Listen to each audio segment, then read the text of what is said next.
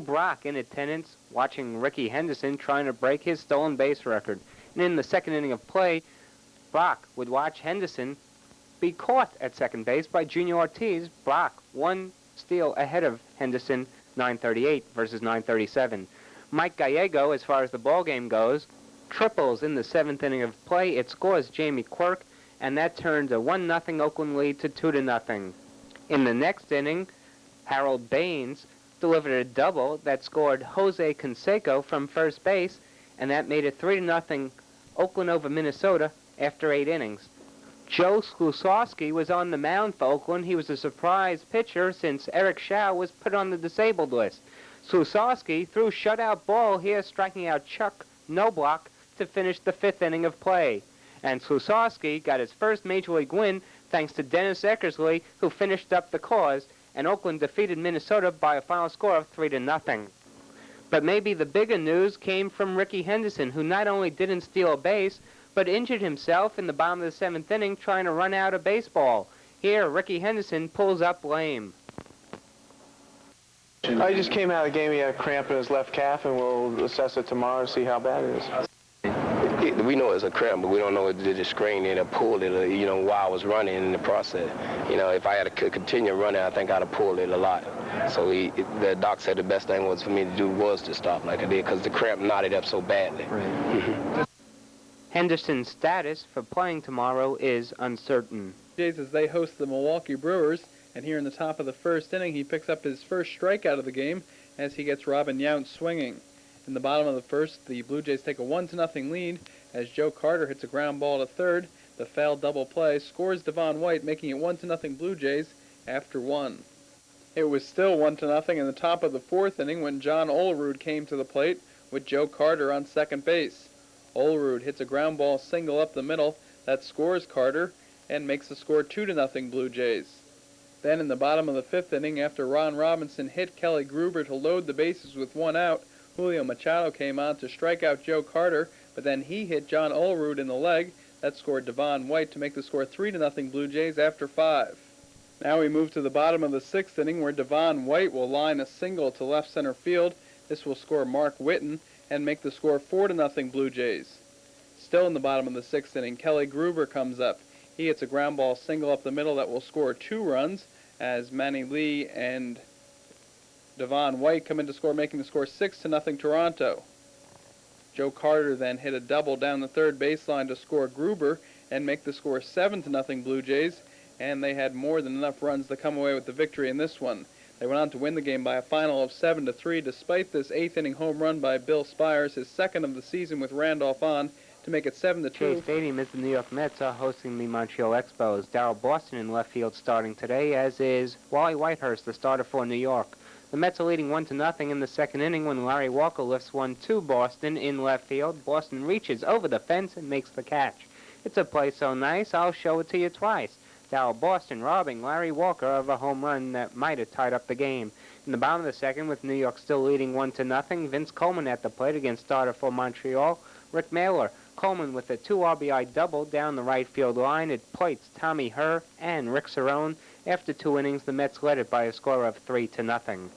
Top 3, Delino DeShields at the plate for Montreal against Wally Whitehurst, with the Mets still leading 3-0. DeShields long fly ball to center field, off the wall to make it a triple. And on the play, Spike Owens scores 3-1 New York in front now. The next man up in the order was Dave Martinez.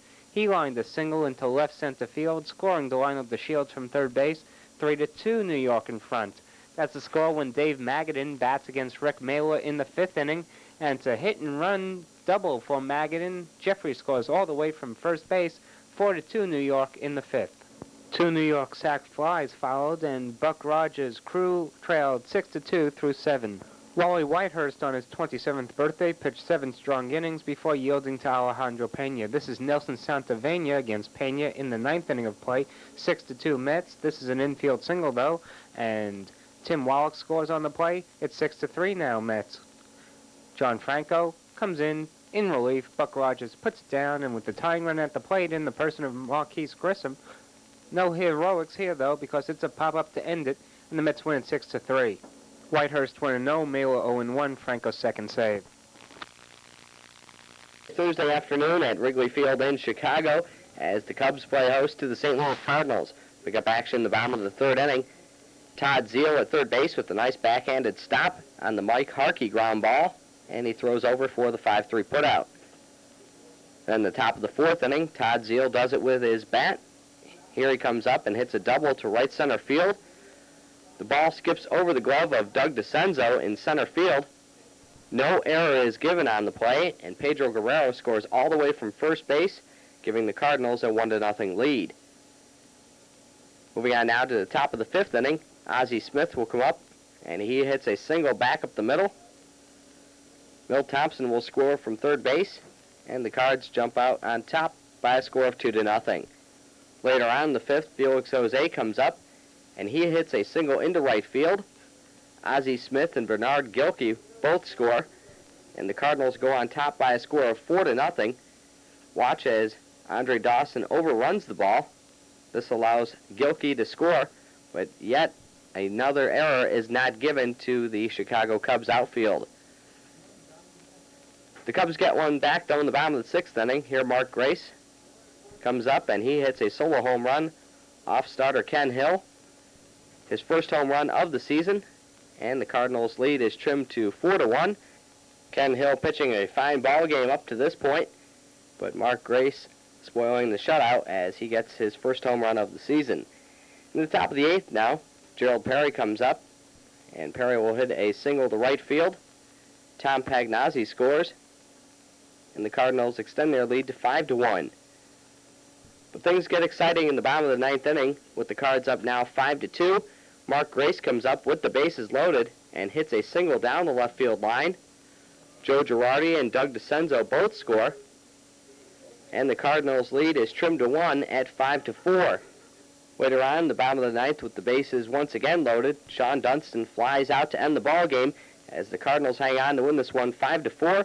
Ken Hill with the win, his record 1-0. Mike Harkey with the loss, his record drops to 0-1. Lee Smith picks up the save. The Deion Sanders fan club in Atlanta on Thursday afternoon as the Braves host the Los Angeles Dodgers. Mike Sharperson, a rare start at first base for the Dodgers, as Eddie Murray was a late scratch in the starting lineup. And on the top of the first, Sharperson delivers this double to the right field corner. This scores Brett Butler, and it's 1-0 Los Angeles. Then a key play in this one is Juan Samuel at the plate. He hits this ground ball to Rafael Belliard, the shortstop, who has Sharperson hung up, but he throws the ball away. Sharperson safe at third base, while Samuel winds up at second with nobody out. Darryl Strawberry would get Sharperson in with this ground out to first base, and this would make it 2-0 Los Angeles as Charlie Leibrandt covers the bag. The other runner, Samuel, would score on a sac fly to make it 3-0. In the top of the second, Brett Butler, a beautiful piece of hitting as he slaps this single to left field, and this would score Mike Scioscia just barely, and it's 4-0 Los Angeles. One of 3 hits in the game for Butler, as we see Mike Heath apply the tag just as Scioscia touches the plate. Then with Sid Bream up in the bottom of the second, a great catch by Butler in the outfield as he makes this beautiful sliding grab. Bobby Cox and the Braves would get a run on the board in the bottom of the second as Terry Pendleton hits his first home run as a member of the Braves. Former Cardinal with a solo blast off Dodger starter Ramon Martinez. That makes it 4-1. But Martinez would settle down as he works 8 innings in this one, allowing just 6 hits and striking out 4, including Dave Justice here in the bottom of the fourth. Then in the top of the seventh, the defensive play of the game turned in by center fielder Ron Gant of the Braves. With Butler at the plate, it would be Gant who would rob him of a possible 4th hit in this game with a great sliding catch, that one worth another look. Center fielder Ron Gant of the Braves. After Atlanta scores 1 run in the bottom of the ninth, the tying run at the plate, but Jay Howell would strike out Francisco Cabrera to end this one. Howell notching his first save, and the Dodgers win 4-2. Martinez gets the win. He's 1-0. Leibrandt the loser, 0-1. Stump Merrill and the New York Yankees are in Detroit on Thursday afternoon in the finale of a 3-game set with the Tigers. Roberto Kelly in the top of the first would stake the Yanks to an early lead as he would hit this 3-run home run off former Yankee Bill Gullickson. Kelly's first home run of the year would give New York a 3-0 lead. Kelly would later add a sac fly in the top of the second to make it 4-0, but in the bottom of the second it would be Pete Incaviglia, the former Texas Ranger, who hits a 2-run home run. This off Yankee starter Dave Island. Incaviglia's first home run as a Tiger would slice the Yankee lead to 4-2. Things rather chilly in Tiger Stadium on this Thursday afternoon. And Yankee announcers Tony Kubek on the left and Al Troutwig enjoy a picnic lunch up in the announcer's booth. Now move to action in the top of the fourth, where Kelly would rip this double into the left field corner. This would score Don Mattingly, as Kelly would now have 5 RBIs and the Yankees a 5-2 lead. But after the Tigers score a couple runs back to make it 5-4, move now to the bottom of the sixth. Cecil Fielder at the plate, and Fielder hits this routine grounder to third, but Mike Blowers, who committed 4 errors in a game last year, boots this one, and this would open up the floodgates. Later in the inning, Travis Fryman would hit this single to left field, and this would score Fielder and Rob Deere, and Detroit takes a 6-5 lead. And then in the bottom of the seventh, the Tigers get a couple of more insurance runs as Fielder singles to score Tony Phillips and Lloyd Mosby. That makes it 8-5. Detroit goes on to win 11-5. Paul Gibson the winner 2-0. John Habian the loser 0-1. Good afternoon from Fenway Park. It's the Boston Red Sox home opener against the Cleveland Indians. Vice President Dan Quayle in town enjoying the game and a salad. He sits there along with Massachusetts Governor William Weld, Brigadier General Richard Neal, who briefed the press in Saudi Arabia during Operation Desert Storm. Throughout the first ball, Neal is a Massachusetts native. A rough first game for Danny Darwin of the Red Sox. He came over from Houston as a free agent signing in the offseason, and he would give up 6 runs before he left. Top of the first inning, Carlos Baeza with a ground ball base hit by Jody Reed. Alex Cole scored, and the Indians led 1-0. Still in the first, Albert Bell with a double past the diving Wade Boggs at third. It goes into the left field corner. Jerry Brown came in to score for Cleveland, 2-0 Indians. The Indians would take a 3-0 lead as Darwin would walk in a run with the bases loaded. Top of the second inning now, first and third with 2 outs. Sandy Alomar Jr. at the bat for Cleveland hits a slow ground ball to third base. Boggs makes the nice backhand play. He avoids third base umpire Don Denkinger. Alomar just beats his throw to first. Cole scores again, 4-0 Cleveland. That was it for Darwin. Tom Bolton came in, and Tom Bernansky would misplay Brooke Jacoby's fly ball to right field. The ball is out of his reach, and it drops in. Baeza and Alomar come in to score, 6-0 Cleveland. It was ruled a triple, and all 6 runs were charged to Darwin. We'll take another look at this play by Tom Bernansky as the ball got caught up in the wind, spinning Bernansky around. He can't make the play, and 2 runs come in for the Indians. Bottom of the fourth inning, Eric King, the starter for Cleveland. He strikes out Jody Reed on a called third strike.